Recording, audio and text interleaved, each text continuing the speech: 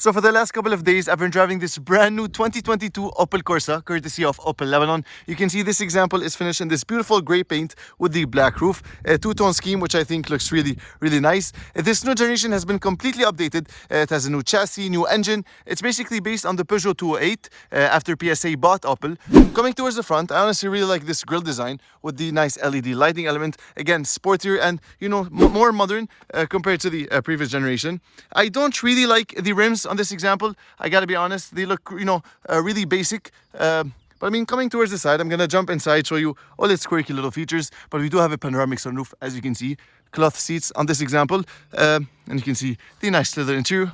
And then coming towards the back, this has to be my favorite part of the car. It looks really sporty with the dual exhaust tips down at the bottom. It has a 1.2 liter turbocharged 3-cylinder engine. This is the only powertrain that you can buy in Lebanon, but it still looks really nice with those LED lighting elements, Corsa emblem, and that's it. A very clean design with this spoiler over here on the top. This is a really nice touch. I mean, it completely changes the look of the car. You can see the fog lights down at the bottom, but I mean, that's basically it. What do you guys think? Opening up the trunk, we have 309 liters worth of space, which is the same as the Peugeot 208. Decent size, honestly. The seats are 60-40 split, but I mean, they don't fold flat, and you have to do it from the front. Obviously, you cannot control it from the back.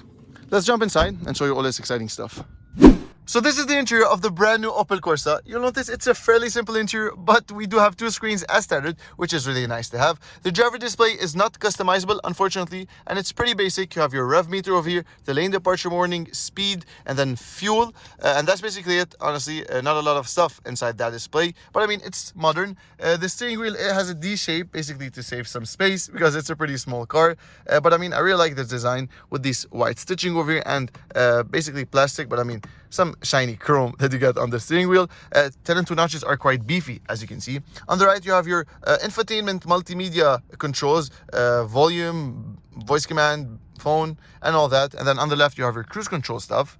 Behind that, you have your stocks, basically the signals over here on the left, and then on the right, your wiper commands. Their position is quite high. I mean, it takes time getting used to.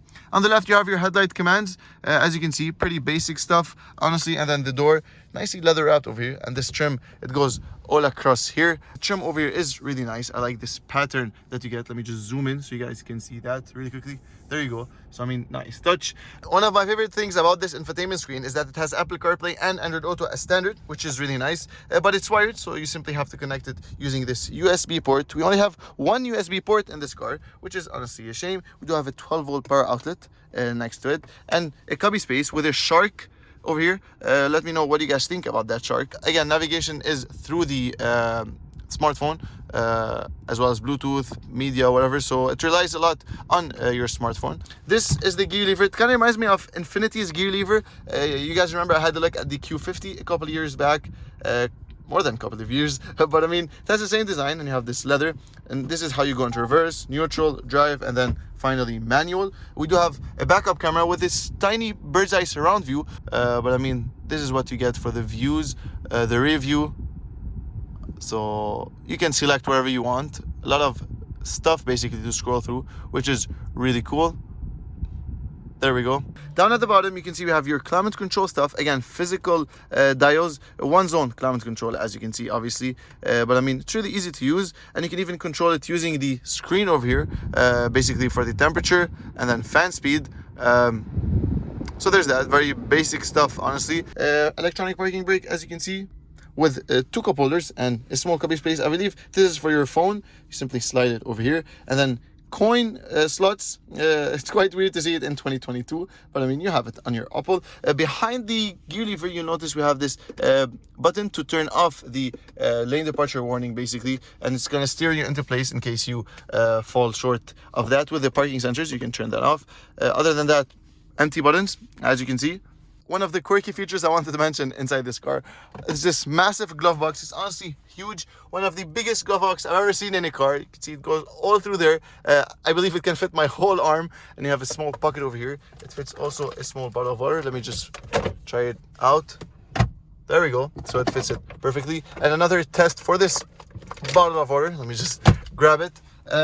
We have a small center console over here space. I don't think it fits. Yep, it doesn't fit it, so it's pretty small, honestly. Maybe for some keys, a power bank, some USB ports, but I mean, that's basically it. What do you guys think of this interior? Let's go ahead and jump into the backseat, check it out. So jumping into the backseat, the first thing you notice is how much light that panoramic sunroof gets into the cabin. We don't have a center armrest, unfortunately, but it's nicely leather wrapped, as you can see. And look at the design of the roof. I mean, I'm 6'1", and I fit very comfortably because of that smart design over there. The seats over here are also nicely leather wrapped. Let's just jump in really quickly and show you legroom. 6'1" is 186 centimeters. And you can see I fit pretty comfortably. We don't have an rear vent over here, as you can see. But I mean, take a look at that. It's quite spacious backseat, honestly, for the car in this segment. So I'm going to start off this test drive review by mentioning 3 things I really like about this car and 3 things that can be improved.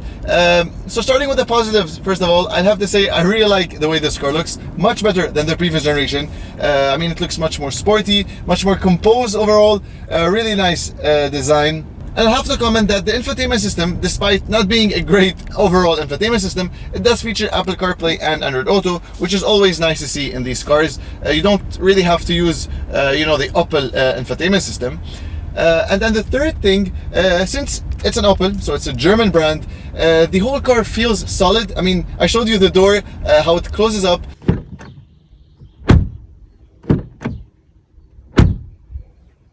You do have some hard plastics here and there, but I mean, it's normal for a car in this segment, so that's not big of a deal.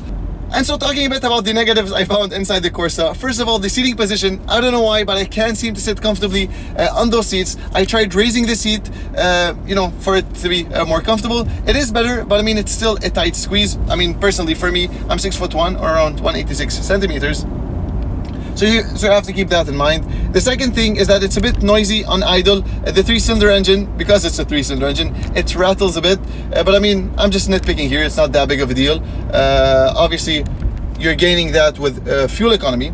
So yeah, I'd rather have a noisy 3-cylinder engine to save fuel. And so coming on to the dynamic driving part of the review, where we test, the driving performance of the Corsa. I have to re-mention, we have a 1.2-liter turbocharged 3-cylinder engine. It makes 130 PS on this example, made it a 6-speed auto. And now the automatic gearbox isn't the fastest in the world, but it does do the job great. Let's switch to manual shifting. Downshifting.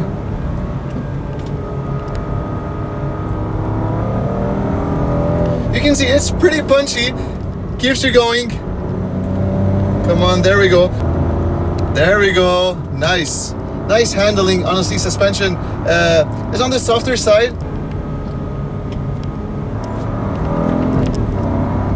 It honestly sounds pretty nice for a car with a 3-cylinder engine. I'm gonna try and do a 0 to 100 run on this a bit of stretch. No one behind us, which is really cool. I'm gonna keep it in a manual for this test. So slight brake boost, 3, 2, 1, go.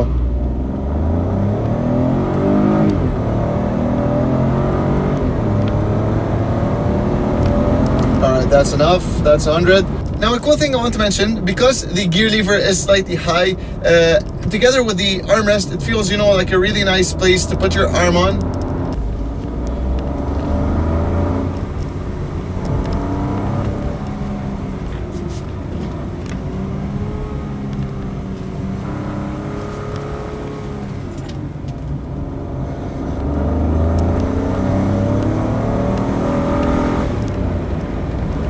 So the buttons on the steering wheel are for your cruise control. You can even set the limit for the speed. For example, pressing on here, I believe, there we go. So I can lower the limit, say 57. So flooring it now, I cannot cross 58 kilometers an hour. You can see I'm flooring it, which is really cool.